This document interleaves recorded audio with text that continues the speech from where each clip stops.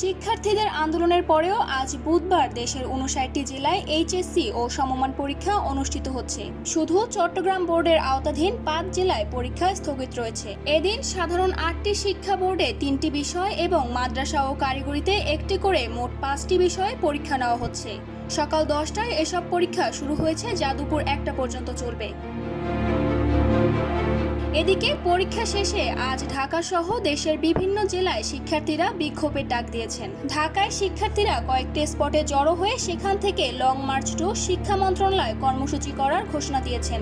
তারা ঢাকার উত্তরায় বিএনএস সেন্টারের সামনে থেকে শাহবাগ এবং মগবাজার এলাকায় অবস্থান করবেন, পরে লং মার্চ শুরু করবেন বলে জানিয়েছেন। এর আগে গত ১৩ জুলাই দুর্যোগপূর্ণ আবহাওয়ার মধ্যে চট্টগ্রামের ৫ জেলা বাদে সারা দেশে এইচএসসি ও সমমান পরীক্ষা অনুষ্ঠিত হয়েছে। পাশাপাশি শিক্ষামন্ত্রীর মোবাইল ফোনে কথোপকথনের একটি ভিডিও সামাজিক যোগাযোগ মাধ্যমে ছড়িয়ে পড়ে, যেখানে শিক্ষামন্ত্রী পরীক্ষার্থীদের ফার্মের মুরগি সম্বোধন করেছেন বলে অভিযোগ করা হয়। পাশাপাশি পদার্থবিজ্ঞান প্রথম পত্রে ২টি প্রশ্ন ভুল থাকা নিয়েও বিতর্ক ওঠে। এতে ক্ষুব্ধ হয়ে ওঠেন শিক্ষার্থীরা। এরপর তারা ৮ দফা দাবিতে মাঠে নামেন। পরে সেটা ৩ দফা দাবিতে পরিণত হয়। মঙ্গলবার রাতে সংসদ অধিবেশনে মন্ত্রী দুঃখ প্রকাশ করেন।